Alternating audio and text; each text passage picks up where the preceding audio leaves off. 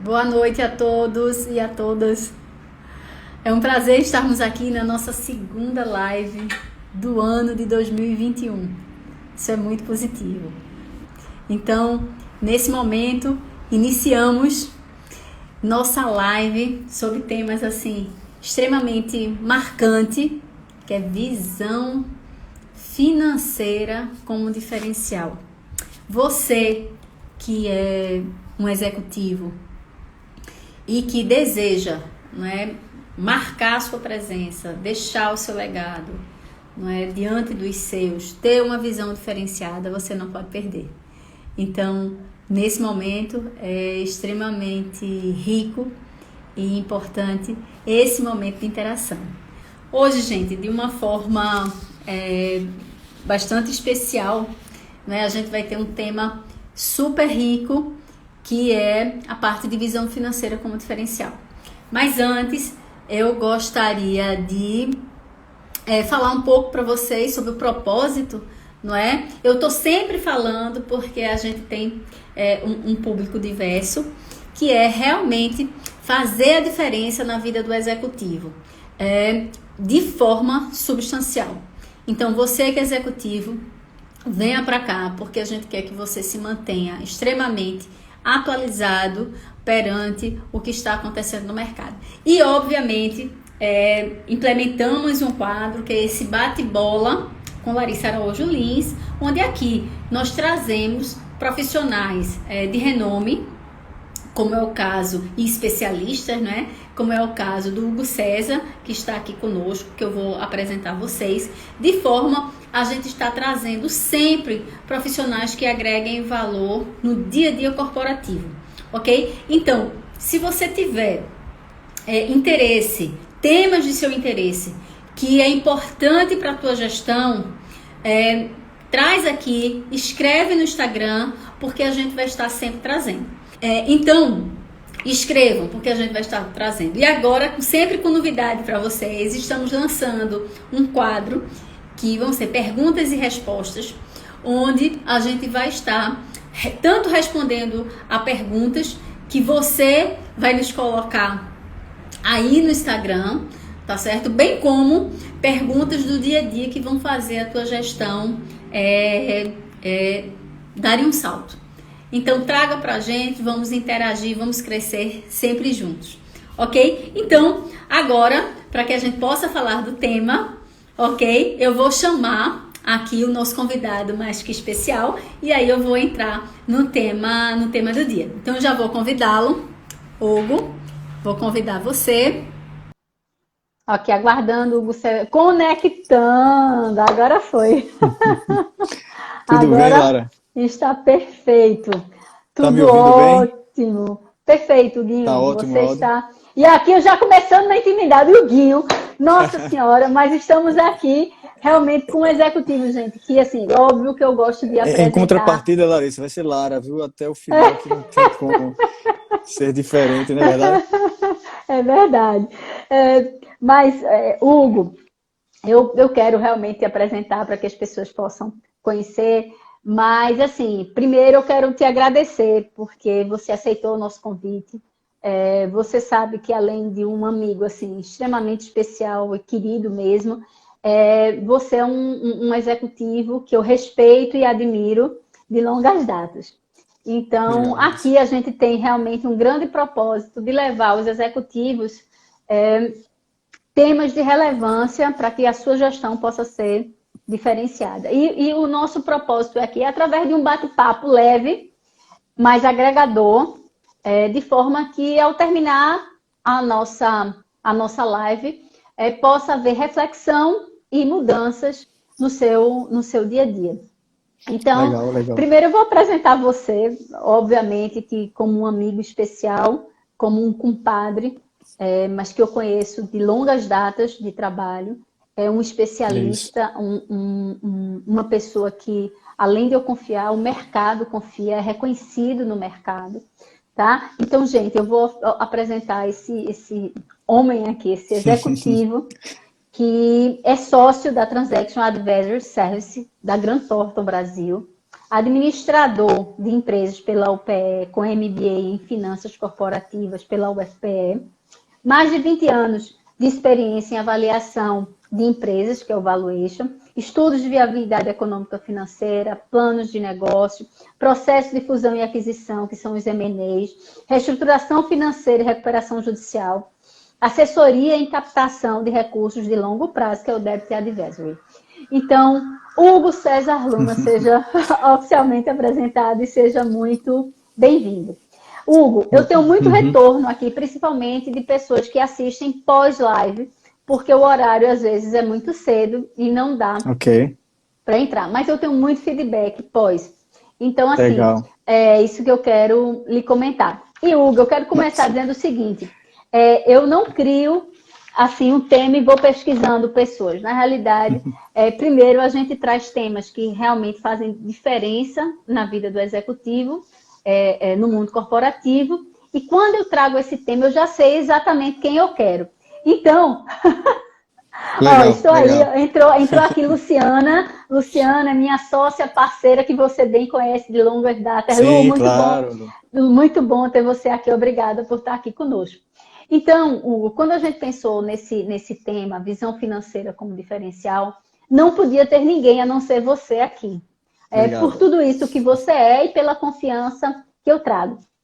E que, quando a gente olha isso, porque eu vejo, Hugo, e aí eu tenho experiência tanto como consultoria, que você bem conhece, como executiva, e como coach.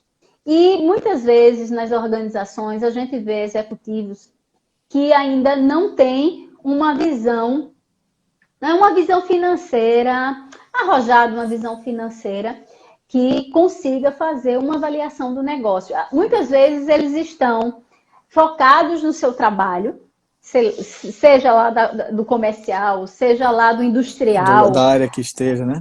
da área que esteja. Muitas vezes é um executivo de recursos humanos, é um diretor de RH, e que acha que a visão financeira é uma visão que deve ficar restrita A critério do financista lá, né? a critério do financista, ou do controle, ou do executivo. E isso é um ledo engano. Então, assim, quando a gente faz essa análise, a primeira coisa que a gente precisa entender é da importância, né, de você ter isso, essa visão, essa criticidade, para que você possa agregar valor à sua gestão, ao seu negócio e à organização e à corporação, bem como com sua equipe. Então, eu queria primeiro passar para você dar as boas-vindas e falar um pouquinho também, já dando esse start sobre esse tema aí que a gente está pontuando. Muito bom, Lara. Olha, é um prazer estar aqui. Muito feliz pelo convite, né? Como você bem disse, um bate-papo, vai ser uma discussão interessante. Vamos se divertir, né? Vamos se divertir. Como você falou no convite aí, vamos se divertir. Exatamente. E assim, é um tema super interessante, aí já trazendo o que você falou de que a visão em finanças aí não é para ser especialista, né? Mas ter uma visão mínima financeira, né? De conseguir analisar, ter objetos de observação, realmente amplia, né, a visão do executivo e dá a ele a capacidade, como você bem falou, e sempre a retórica de trazer o retorno para o acionista, para a companhia, para os profissionais com distribuição de lucro. Isso tudo vai refletir, né, na apuração de resultado, na geração de caixa do negócio, e que o executivo, tendo essa visão, né, de como analisar, ele vai trazer ideias, vai trazer novas formas ali no setor onde ele, porventura, está atuando, e que vai ter o reflexo lá na controladoria, né, que vai trazer mais rentabilidade ao negócio e, consequentemente, melhor resultado para todos, né? Inclusive para o retorno para os acionistas, que é um objetivo final daqueles que são os investidores, né? Então, quando você trouxe aí o tema da visão financeira, disse, poxa, legal, e a minha preocupação vai ser durante toda a live não ser o técnico da história, né, mas tentar trazer aí uma visão holística aí de finanças, né, e contabilidade, consequentemente, no geral, mas para que quem está na live aí não acho que vai ser um curso de finanças, que esse não é o objetivo aqui, né? É a gente discutir os impactos e aí, de fato, o que é que deve ser observado, né? Minimamente, né? Eu acho que a gente poderia dar uma visão aí do que, em visões macro e mínimas que um executivo deve ter e não sendo especialista, né? Então, eu acho que E, acho que é o recado que vale a pena a gente trazer hoje. e Hugo, eu acho que assim, quando a gente pensa nisso, se a gente olhar esse executivo como uma visão de negócio e que deve ter, né? Você olhar o meio externo, você pode entender de novos mercados, de novas possibilidades, você pode entender realmente com o conhecimento do negócio, qual é o impacto, o que é que está acontecendo no mercado e que está gerando impacto dentro do seu Do negócio. negócio. Né? E ao contrário, à medida em que você tem isso, projeções, a gente pode trabalhar com projeções. Você não precisa ser um financista, mas se você estiver dentro da sua área, da sua visão, orçamento, projeção econômico-financeira, você começa a ter ideia, inclusive, tanto de aumento de receita, como Uhum. de gestão de custo. Claro, assim, nessa questão aí de não ser o especialista, né? Mas, ao mesmo Isso. tempo, ter essa visão mínima de análise de finanças, eu poderia até dizer assim, ó, tem três dimensões aí, talvez, fundamentais e pode ser básicas aí para uma primeira objeto de estudo e análise, que é a dimensão que eu chamo de uma visão macro, e quando eu estou falando macro, é a visão macroeconômica, onde o executivo ele tem que olhar, ele tem que minimamente observar, e eu posso elencar talvez 4 indicadores macroeconômicos, e aí tá todo dia na mídia, né? O PIB, o IPCA, a inflação, por sinal, ontem saiu a inflação de 2020, né? Acima da meta, 4,52.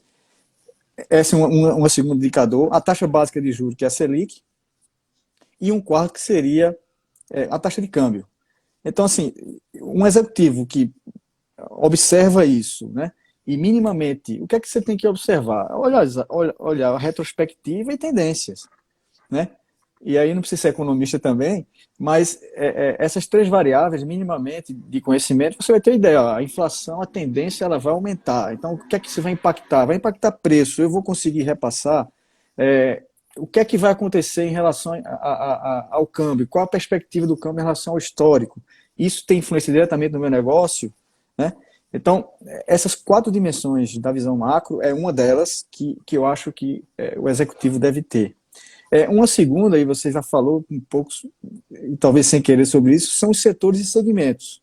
Quer dizer, você tem uma análise aí das diferenças, né, dos setores, e essas diferenças dos setores onde eles atuam traz para o executivo enfoques diferentes. O especialista de finanças e o executivo que não precisa ser especialista, onde ele vai ter que observar quais são aquelas variáveis que vão ser mais sensíveis ao setor em que ele atua, né? A depender de um determinado setor, como, por exemplo, setores de investimento intensivo, como infraestrutura. Quem é do segmento, ele vai olhar algumas variáveis que os outros não, como, por exemplo, o CAPEX, né? O tamanho do investimento é fundamental, e também o custo do capital que vai financiar esse investimento. Então, essas duas variáveis para um setor de infraestrutura é o cerne dele. Qualquer variação aí, ele vai ter uma rentabilidade menor, um retorno ou até um prejuízo com fechamento do negócio, enfim. Olhando e comparando, por exemplo, um outro segmento como varejo, né? O varejo não está muito preocupado com investimento. Por quê? Porque, em tese, ele vai ter uma margem de lucro que vai cobrir o investimento e esse custo de capital. Uhum. E ele tem uma volatilidade de preço muito grande. Então, o enfoque dele vai ser no que a gente chama do OPEX. Então, o executivo financeiro desse segmento, ele tem que olhar o quê? Ele tem que olhar o custo direto do produto, as despesas de comerciais, logística, com a entrega aí, delivery, que seja. Então, ali é onde vai estar o cerne da análise, porque ali vai ser a vida dele, comparando aí os segmentos. E uma terceira visão, que eu chamo de micro, é é aquela que você também já falou, que é olhar o negócio que ele está hoje, né?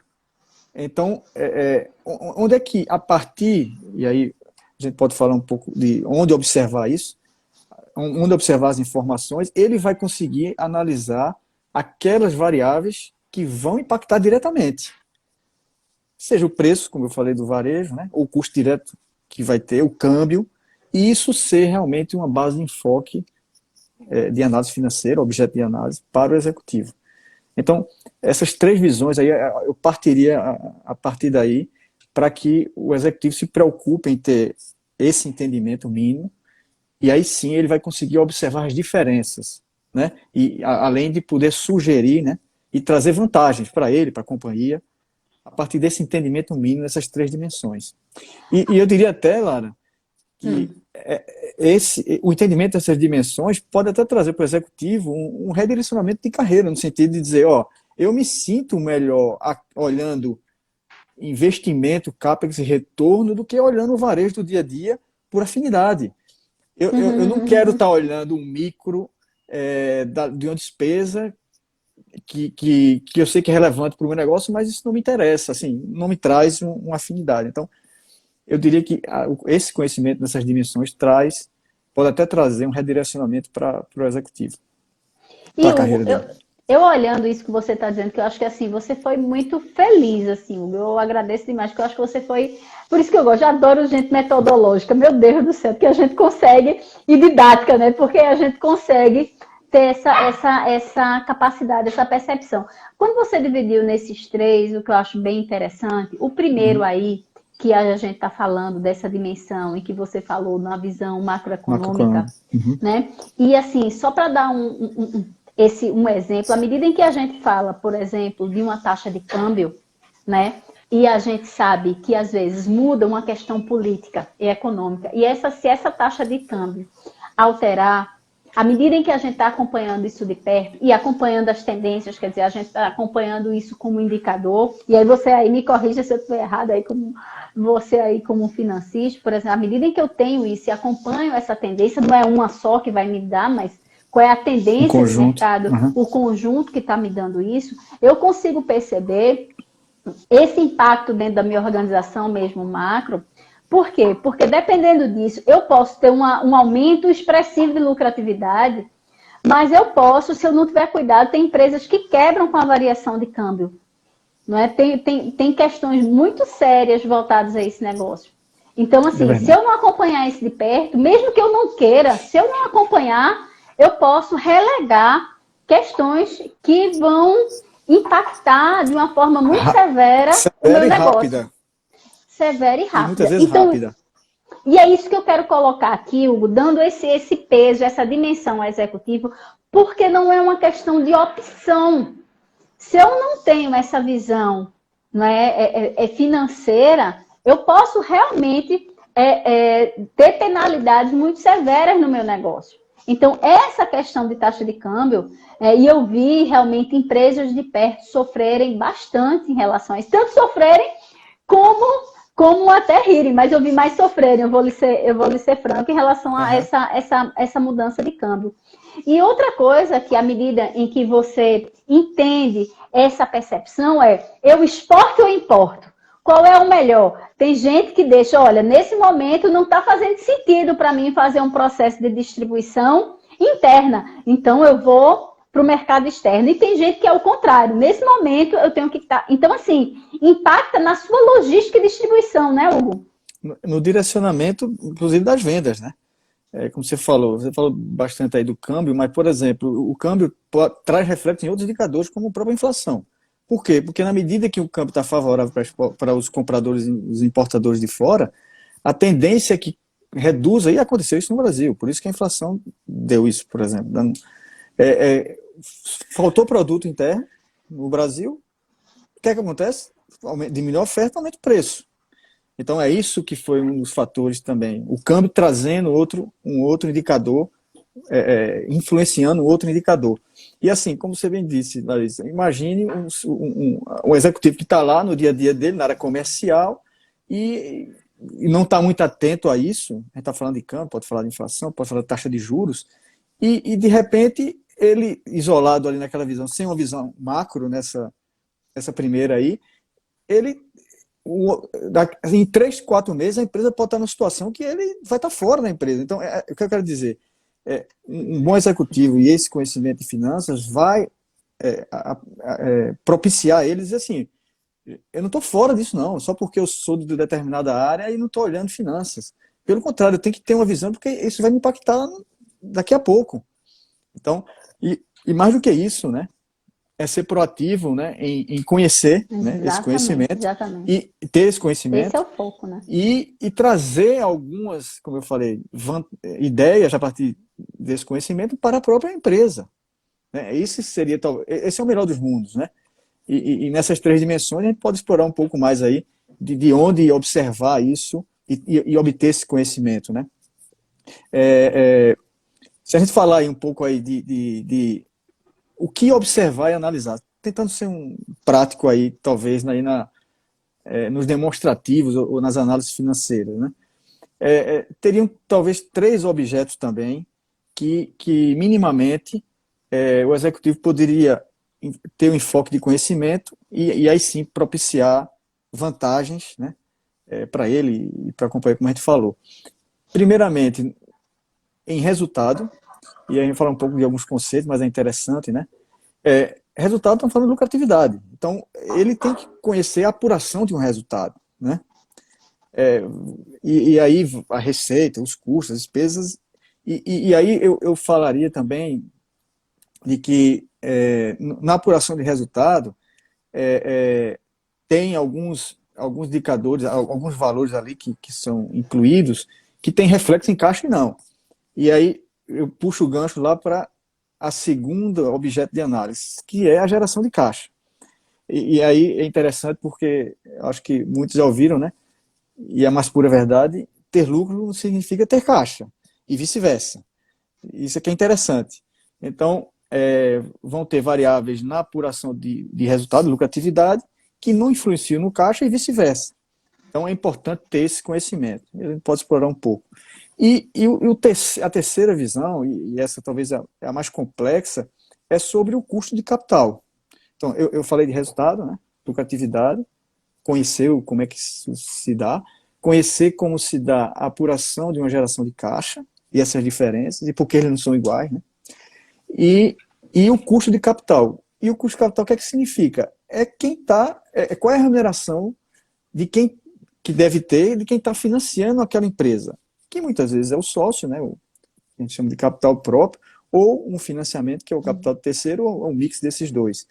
E esse conceito de custo de capital, ele traz justamente a relação sobre risco-retorno.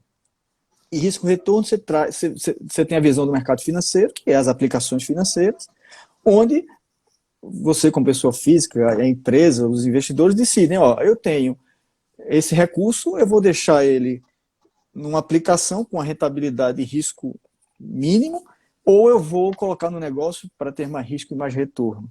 E o interessante disso é justamente o conceito do custo capital com o mercado financeiro. E eles estão lá intrinsecamente ligados, né? Porque eu acho que isso é uma das coisas que ainda o Brasil tem que desenvolver muito, né? Claro, eu acho que assim. que a Bolsa, por exemplo, que é um ótimo exemplo, né? A Bolsa você, ao invés de ser um sócio de uma empresa física, você é sócio de uma empresa também física, mas investindo na Bolsa.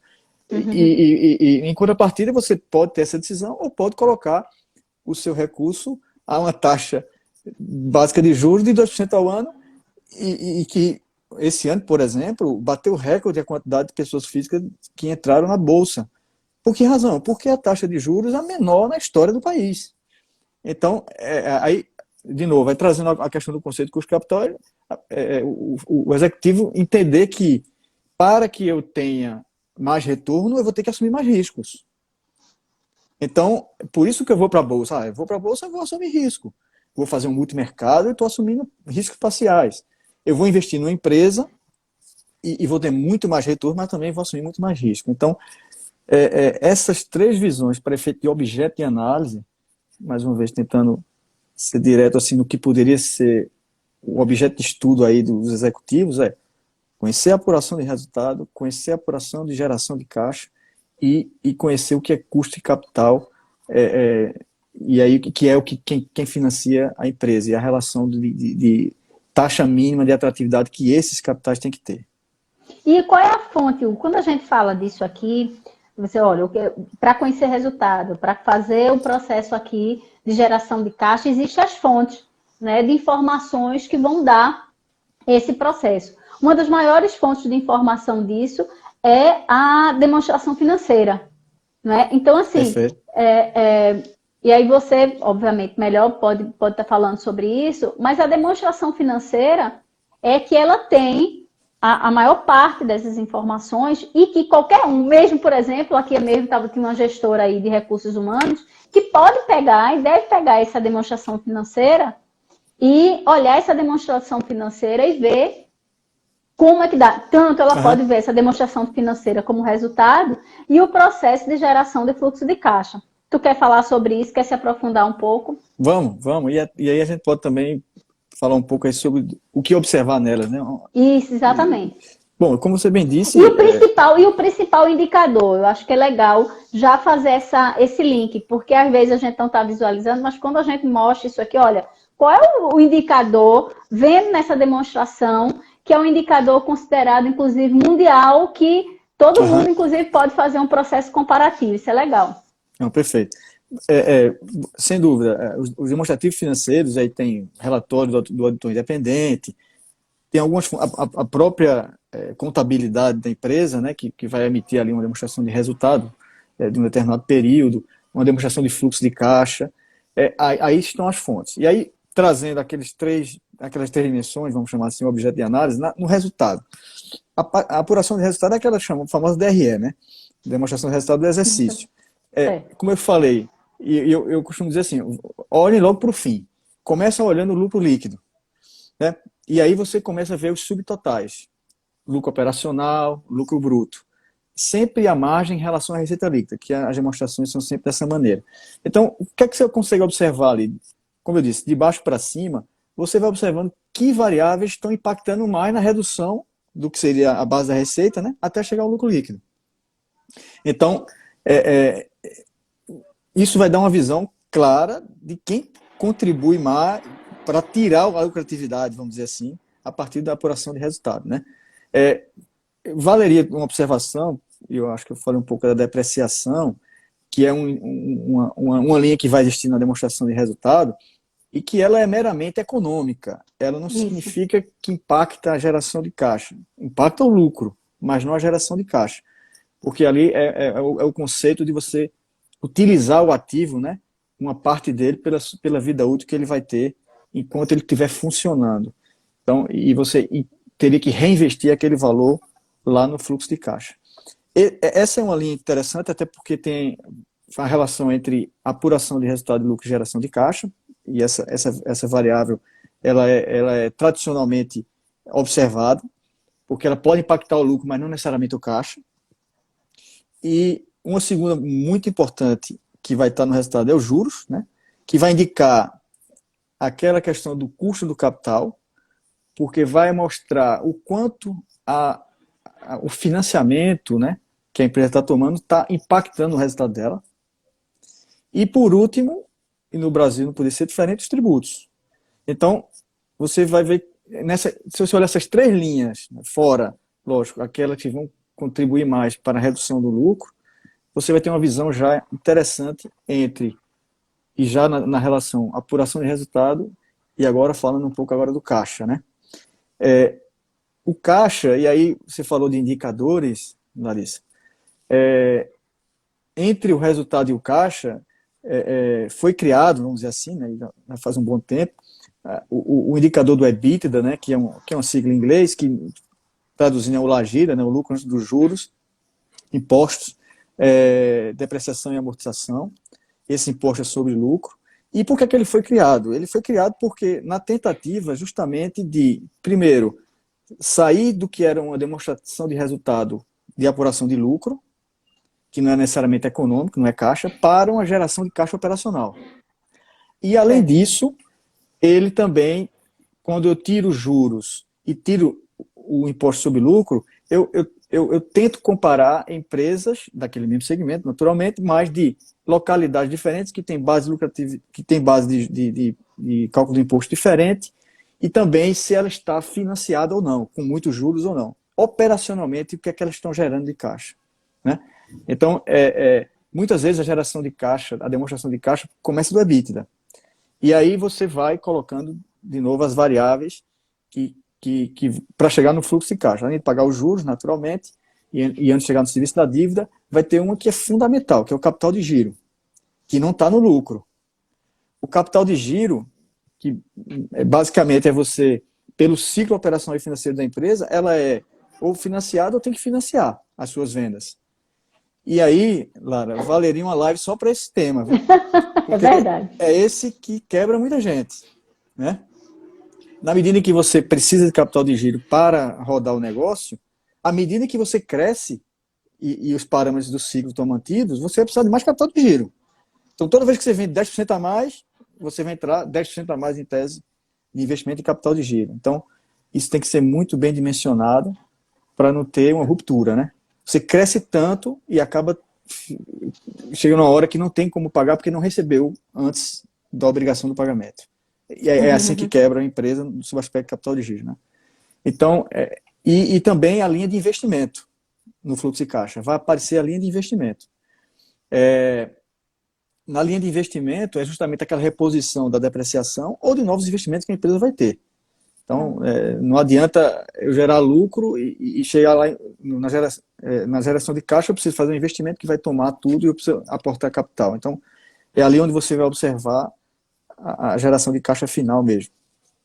E não sei se você quer comentar alguma coisa. Não, é porque assim, isso está tão interessante, porque, olha, Hugo, na hora da visão, e principalmente essa visão financeira de giro, muitas pessoas eu vejo que se perdem nesse ponto, Nesse conceito, né? nesse Até nem entendem. conceito. Exatamente. Então, assim, eu queria que a gente pudesse, talvez, até trabalhar um pouco mais nela. Por que você acha, entendendo o motivo, por que há tantas vezes distorção desse conceito? É por desconhecimento, né? E desconhecimento de quê? Vamos trazendo um exemplo num pequeno negócio, você vai começar um pequeno negócio e diz, eu vou vender isso, meu custo é esse, minhas despesas operacionais são essas, e aí eu vou ter lucro. E aí, muitas vezes, você esqueceu que você vai receber no cartão de crédito. E o cartão de crédito, você vai receber, quando parcelado em 30, 60, 90, daquela mesma venda que você disse que ia gerar lucro. Só que você tem que pagar o fornecedor da matéria-prima, dos insumos que está colocando para o pequeno negócio. Você vai ter que pagar o aluguel todo mês, o pessoal todo mês. Então, o que é que você tem que fazer? Você tem que pegar um dinheiro, calcular essas despesas, né, que vão ter um ciclo menor do que o do recebimento, e você vai ter que colocar ela reservada, esse dinheiro. Porque vão chegar os pagamentos e você ainda não recebeu. E aí, o que acontece com muitas empresas? Isso, você está dando um retrato fiel de muitas empresas, né, pequenas empresas, que não conseguem guardar, não conseguem separar esse recurso para isso. E o que acontece? Começam a fazer desconto de duplicata.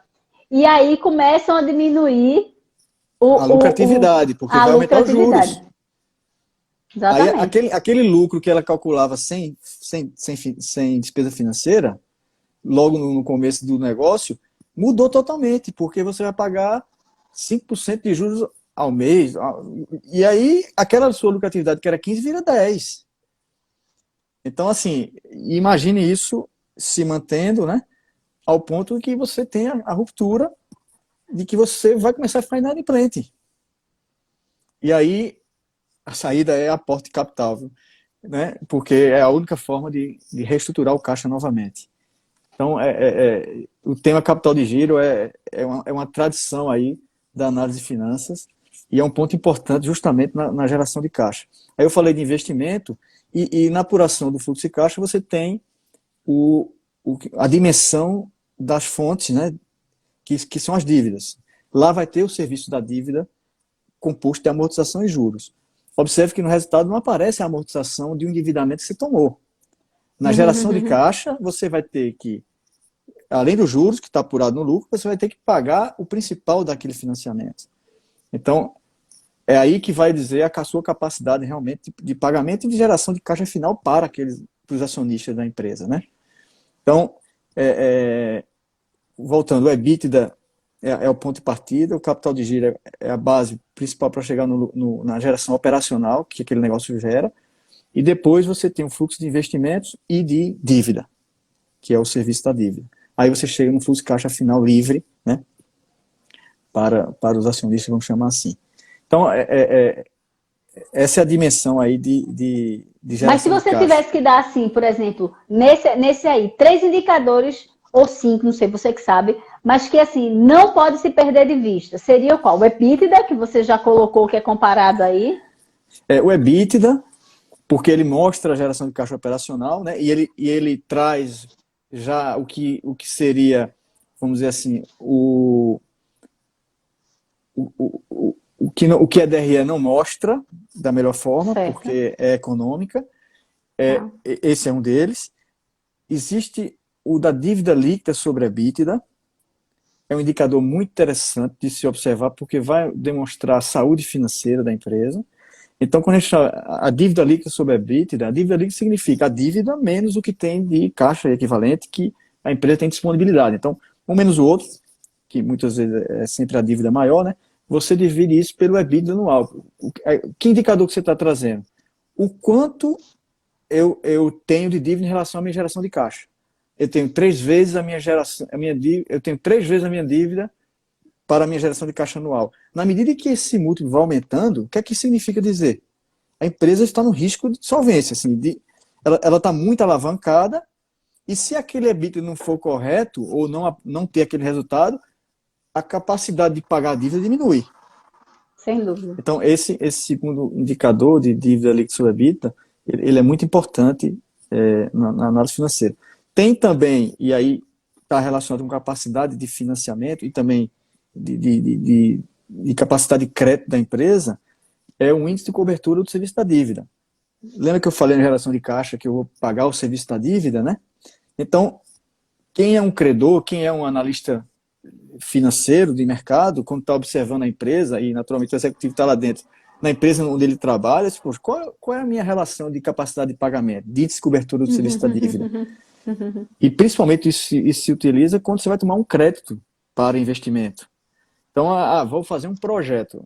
Você já observou a capacidade de pagamento que você tem? Você tem que olhar a capacidade de geração de caixa e ver se cabe a dívida para aquela geração de caixa, né? E esse indicador, como eu falei, as instituições financeiras observam ela claramente. E a partir dessa relação ela vai dizer, você tem de geração de caixa uma sobra, por exemplo, de 30% do que seria o serviço da dívida. Então, você tem uma folga de 30%, né, sobre o que você tem de obrigação de pagar a dívida. Então, a depender desse indicador, se ele cai muito, né, imagina 1 para 1. O que eu gerar caixa, eu consigo se ver a dívida. Qualquer credor vai dizer, tem risco aí. Porque se ele gerar aquele caixa, ele não vai me pagar. Então, o mercado sempre observa esse indicador que tenha pelo menos 1,3 ou mais, que mostra uma capacidade, né, mesmo que haja algum revés aí na companhia, ele tem capacidade de pagamento daquela dívida que está sendo tomada. Esses 3, talvez, Lara, sejam indicadores assim, bem específicos que qualquer executivo vai conseguir observar a saúde financeira. E é assim que o mercado observa as companhias. Tá, e internamente, Hugo, se a gente for pensar, porque o papo é tão bom e é tão importante, eu acho que você tem razão. Eu acho que eu deveria ter dividido essa live mas em tem algumas... tempo aí em 2021. a gente tem, assim, 9 minutos para concluir a nossa live. E assim, o que eu estou vendo é que realmente a gente sabe que tem muitos assuntos, assim, que são importantes explorados, e para ser explorados. Mas agora eu quero ver se a gente consegue dar uma visão seguinte. Se a pessoa é o executivo que está aí na frente, mas eu tenho executivos de outras áreas que querem ter essa visão interna, que não conseguem ter uma percepção clara. Então, por exemplo, eu sou um gestor industrial e eu preciso ter uma série de tomadas de decisão. Ele veria esses mesmos 3 indicadores, ou para ele faria sentido estar analisando e acompanhando a DRE para poder né, ter essa dimensão. Por exemplo, se esse cara não é um especialista, não consegue ter uma visão, talvez um financeiro, que aí teria que ter essa visão. Mas ele quer acompanhar, no mínimo, o que está acontecendo com a organização. O que eu diria para ele acompanhar seria a DRE? Sim, Lara, assim, eu acho que a DRE e o fluxo de caixa, tá? Eu acho que os dois, eles têm que ser observados, porque, como eu disse, nem sempre olhar a lucratividade você está olhando a capacidade de gerar caixa. E por quê? Nas dimensões de que a lucratividade é a operação, né? No sentido econômico, e a geração de caixa tem exatamente a capacidade de você fazer financiamento, pagar financiamento, fazer investimentos, e isso é o que vai realmente gerar dinheiro no bolso, né, no final do ano, vamos chamar assim. Então, voltando àqueles indicadores, eles são indicadores, como eu disse, que esse executivo pode estar observando, mas, como você bem disse, ele dá uma visão dos stakeholders do segmento para aquela companhia, mas é importante ele ver, como eu falei, aqueles aspectos macroeconômicos, porque não adianta eu estar buscando lucratividade com um risco grande que a minha empresa vai sofrer, porque eu não estou observando esse macro, entende? Certo. E endividamento é um deles, que pode ser impactado pelo câmbio, como a gente falou. Então, o que é que esse macro pode impactar num indicador que vai influenciar na minha companhia no final? Mas, assim, no dia a dia, eu diria, realmente entender, observar, analisar, e quando eu falo entender, observar, analisar, ter esse objeto aí para o conhecimento próprio, da apuração do resultado. Certo. Né? Mais uma vez, avaliando quais são as variáveis sensíveis ao resultado daquele segmento, e dele, né, que ele está lá dentro, e da geração de caixa. E aí, olhar o EBITDA. Hoje o EBITDA, fora essa questão da transição aí que eu falei do indicador internacional, ele é base para múltiplos de avaliação de empresas, porque ele traz um indicador operacional de caixa, e ele também é um indicador para a distribuição de lucros. É um indicador muito interessante porque ele tem essa visão, ele tem uma visão de valuation, né, além da comparabilidade, e ele é uma geração de caixa operacional, que vai ser, inclusive, base, muitas vezes, para a distribuição de lucro na companhia. Então, olhar esse indicador a partir do resultado da geração de caixa, você apurando a EBITDA, você vai estar muito bem para efeito de análise financeira. E complementando com análise macro, perfeito. É isso que eu diria, né?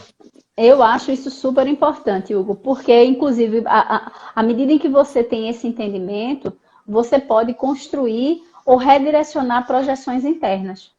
Né? Porque, às vezes, você está com projetos, às vezes com projetos, com visões, mas, financeiramente, se ele não tiver o entendimento do momento que está vivendo a organização, pode vir com coisas até como que você não faz disse, nem é sentido. uma área comercial, uma área industrial, tem um projeto de ampliação, ele está focado ali na produção, e aí, se ele não tem uma visão financeira, nessas dimensões que a gente está falando, né, custo de capital, que é o financiamento daquele, o que pode influenciar o investimento, que é o câmbio, ele vai dizer, se ele tem a visão, ele diz, nós vamos tomar esse dinheiro aonde?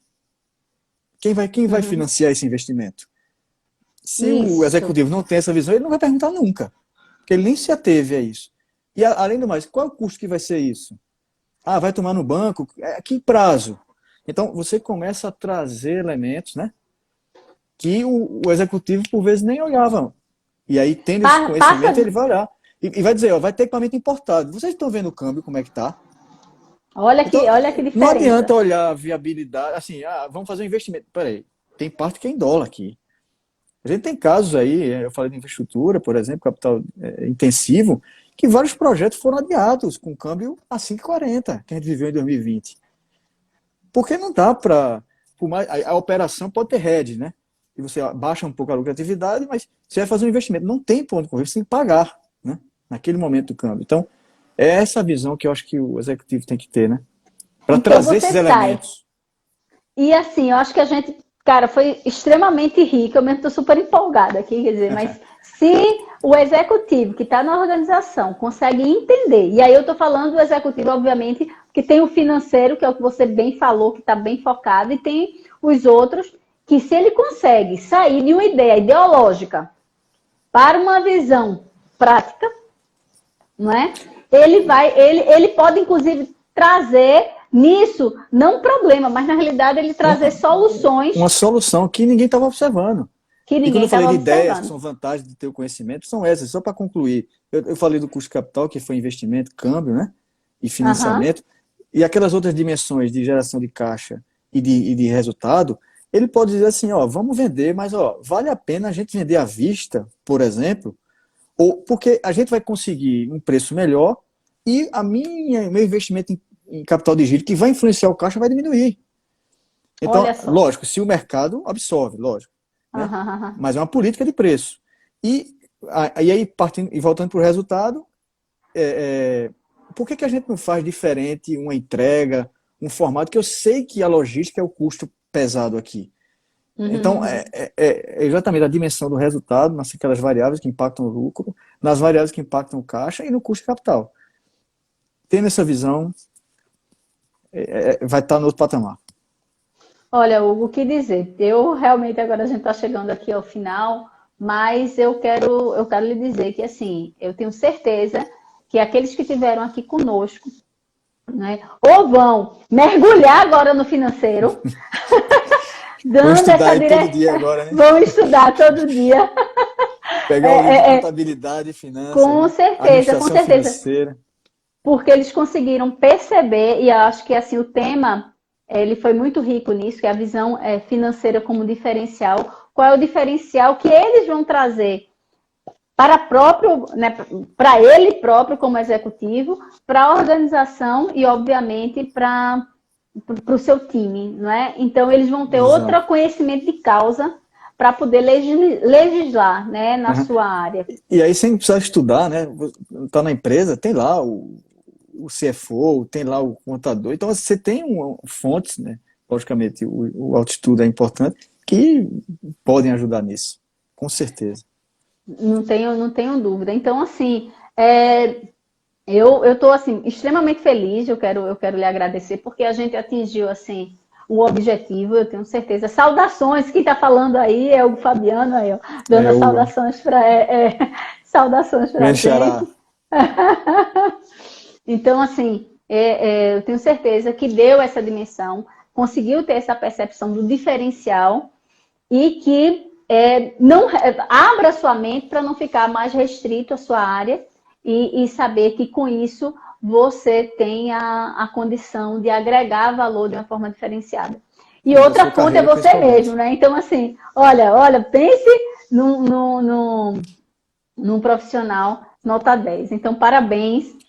Eu quero só abrir para que a gente possa fazer essa finalização. Eu quero deixar aí 1 minuto, 2 minutos para você, para que você possa passar talvez seu recado final, ou de agradecer, ou se você quiser dar um direcionamento aí, se as pessoas quiserem, qual é a melhor fonte de estudo, além da fonte interna, que você falou do CFO, né, do financeiro, se você acha que tem um caminho aí para quem quiser enveredar por essa área. Deixo aí para você fazer o seu comentário final. Mais uma vez, obrigado, agradeço. E falar do que você falou que estava empolgado, imagina eu que falar de um tema, né? E que o objetivo é fazer as pessoas entenderem ao máximo, né? E de uma forma mais simples possível, né? Mas, mais uma vez, muito obrigado pelo convite. Então, estamos à disposição. E, assim, a questão do conhecimento em finanças, né? De buscar isso, eu acho que hoje as coisas estão tão mais simples, né? De se observar. Hoje a internet ajuda muito, né? E você vai colocar ali um tema qualquer, como eu falei, de apuração de resultado, de apuração de caixa e essas diferenças. Isso muito facilmente é capturado aí em pesquisas na internet, né? Independente de ter um livro de administração financeira ou um livro de contabilidade.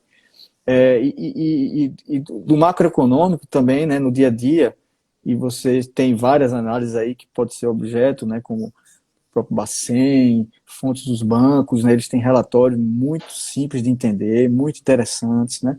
sobre perspectivas futuras.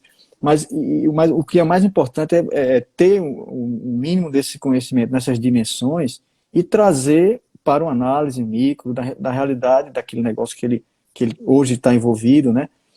Ou que ele até possa dizer, poxa, por isso que tem essas diferenças entre quando eu olho o varejo, quando eu olho um outro segmento, olhando as demonstrações, os resultados. Isso, eu tenho certeza que vai trazer empolgação para o estudo, pode ter certeza. E assim, no final, eu que sou do especialista, né, e eu segui a carreira porque gosto disso demais, minha vida é olhar finanças e olhar, né, a nossa vida é isso no final, né, mas eu com uma visão aí talvez mais técnica, né, da situação. Mas é fundamental para a carreira do executivo. Belo tema.